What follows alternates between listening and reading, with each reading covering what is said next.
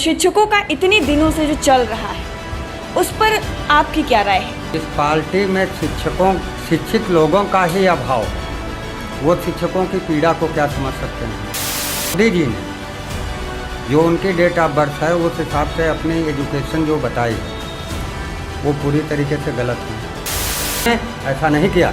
उन्होंने अम्बेडकर जी की प्रतिमा को केवल इसलिए शिलान्यास किया कि अनुसूचित जाति के वोटों को बीजेपी की तरफ डाइवर्ट कर सके। पार्टी हारना पसंद करेगी, समाज सेवक पार्टी खत्म हो जाएगी, लेकिन जितनी मौजूदा समय में पार्टियां उनमें से किसी के साथ समझौता करके हम जनता का भला नहीं कर सकते।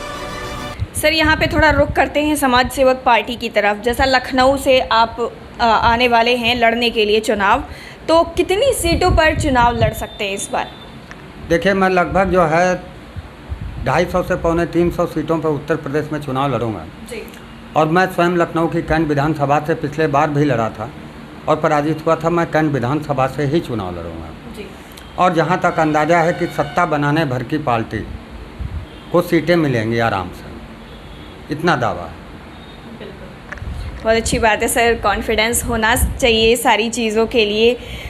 सर थोड़ा सा रुख करते हैं शिक्षकों की तरफ, क्योंकि आप खुद एक एडवोकेट हैं और शिक्षकों का इतने दिनों से जो चल रहा है उस पर आपकी क्या राय है? मौजूदा सरकार को किसी भी मुद्दे से कोई लेना देना नहीं है। जिस मुद्दे को वो आगे कर ले, वो प्रमोट कर दे, सिर्फ वही नेशनल लेवल का मुद्दा क्यों बन जाता है? जिस पार्टी में शिक्षित लोगों का ही अभाव हो, वो शिक्षकों की पीड़ा को क्या समझ सकते हैं? मोदी जी ने जो उनकी डेट ऑफ बर्थ है उस हिसाब से अपनी एजुकेशन जो बताई है वो पूरी तरीके से गलत है। अभी महामहिम राष्ट्रपति महोदय है जो कानपुर में एक समय में वकालत किया करते थे। उनकी फ्लीट को रोकने के लिए वंदना मिश्रा अस्वस्थ थी, उनको हॉस्पिटल ले जाते समय पुलिस ने रोका, कमिश्नर ने जाके माफ़ी मांगी। क्या कमिश्नर साहब जो है वंदना मिश्रा को ला करके उनके पति को वापस जिंदा दे सकते हैं? नहीं दे सकते। नहीं दे सकते। सबसे मेन चीज़ ये है कि जो शिक्षित हैं, ऐसा भी नहीं है कि बीजेपी में सभी लोग अशिक्षित ही हैं जी। लेकिन मुख्य पदों पे अशिक्षित ही हैं। प्रश्न ये था कि जब इलेक्शन के 6 महीने रह जाते हैं विधानसभा चुनाव 2022 के, तब महामहिम को उत्तर प्रदेश में आ करके अंबेडकर जी की मूर्ति का शिलान्यास करने की क्या आवश्यकता पड़ गई? क्या नहीं लगता है कि महामहिम इस प्रयोजन से आए थे कि वो अनुसूचित जाति के वोटों को अंबेडकर जी की मूर्ति का शिलान्यास कर करके भाजपा की तरफ डाइवर्ट कर सकें? सियासत तो यही कहती है। तो एक देश का प्रधानमंत्री जब बीजेपी का प्रचार कर रहा है, इसको प्रचार ही कहेंगे क्योंकि इलेक्शन बहुत कम समय है, बिल्कुल, तो उस समय शिलान्यास करने की मुझको नहीं लगता है। तो पॉलिसी तो यही थी, क्योंकि वो महामहिम भी उसी कास्ट से बिलोंग करते हैं। और अंबेडकर जी का ही शिलान्यास क्यों? चंद्रशेखर आज़ाद, भगत सिंह, राजगुरु, सुखदेव का क्यों नहीं? शायद कर गए होते तो सबका करना चाहिए था। सबका करना चाहिए था। भगत सिंह, राजगुरु, सुखदेव का कर गए होते जी, जिन्होंने देश के लिए अपने जय जीवन को त्याग दिया, सूली पे चढ़ गए। शायद उनका राष्ट्रपति महोदय यदि शिलान्यास करते तो देश गौरवान्वित होता, सारे देश भारत के आगे झुकते।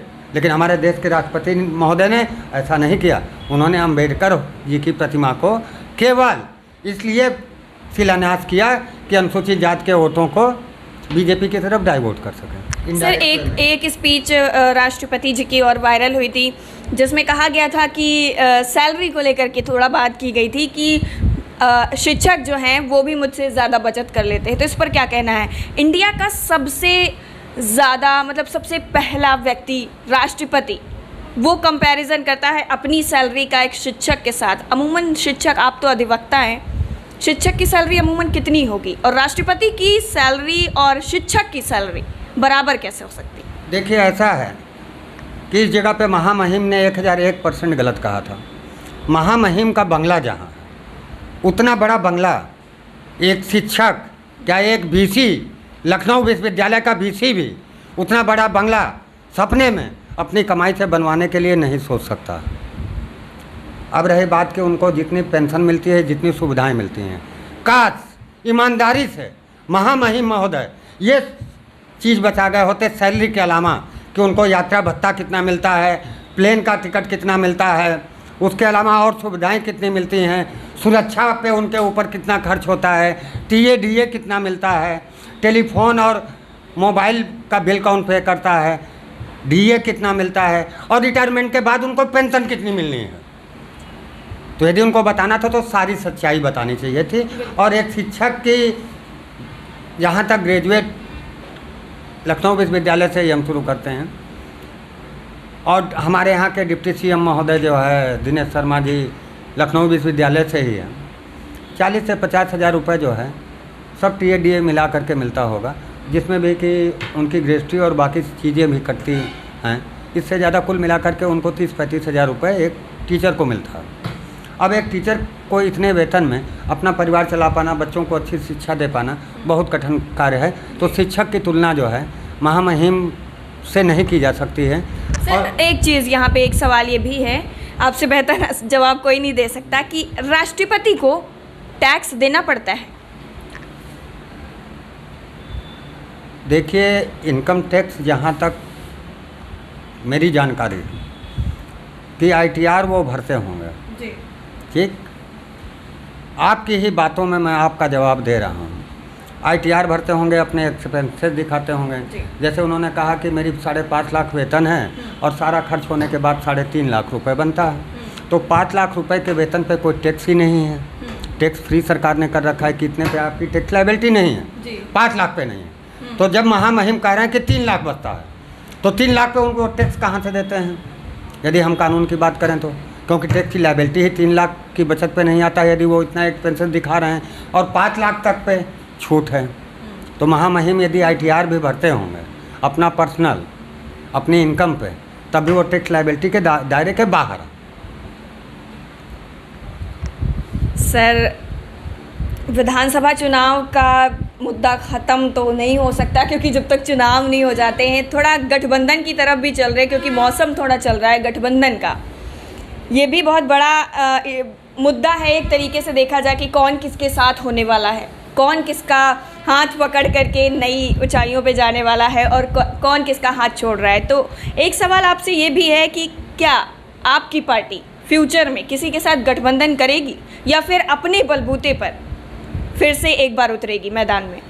देखिए, मेरी पार्टी किसी से कोई गठबंधन नहीं करेगी। समाज सेवक पार्टी की जो नीतियाँ हैं वो किसी पार्टी की नीति नहीं है, ना ही उनका कॉन्स्टिट्यूशन है। पार्टी हारना पसंद करेगी, समाज सेवक पार्टी ख़त्म हो जाएगी, लेकिन जितनी मौजूदा समय में पार्टियां, उनमें से किसी के साथ समझौता करके हम जनता का भला नहीं कर सकते हैं। हमारा पार्टी बनाने का जो उद्देश्य था जनता का हित था कि समाज सेवक पार्टी जो है जनता चलाएगी, ना कि समाज सेवक पार्टी चलाएगी। तो बाकी लोग इस मुद्दे पे नहीं तैयार होंगे कि सरकार जो है जनता चलाए, यानी कि जनता से पूछा जाए कि इस मुद्दे पे क्या होना चाहिए, यानी कि समाज सेवक पार्टी की सलाहकार जनता होगी, जो कि कोई भी सत्तारूढ़ पार्टी जो है या जो सत्ता में रहे वो लोग नहीं चाहेंगे। और समझौते की बात रही, यदि मुझको समझौता ही करना होता या गठबंधन ही करना होता तो हम अपनी पार्टी ही क्यों गठित करते? बिल्कुल। तो कभी ऐसा मैं हारना पसंद करूंगा, समाज सेवक पार्टी का अस्तित्व खत्म हो जाए, लेकिन गठबंधन कभी नहीं करने जाऊंगा। चलिए, बहुत बहुत धन्यवाद सर, आपने इतना वक्त दिया, और जल्द ही आपसे फिर मुलाकात होगी एक नए मुद्दे पर, क्योंकि मुद्दे तो रोज़ बदलते रहते हैं, लेकिन उस पर राय सबकी अलग अलग होती है। लगातार मेरे साथ बने रहिए और देखते रहिए सो न्यूज़ 24। हमारे चैनल से जुड़े रहने के लिए सब्सक्राइब करें हमारा चैनल सो न्यूज़ 24, और ऐसी ही ताज़ा तरीन खबरें जानने के लिए बेल आइकन को हिट करना ना भूलें।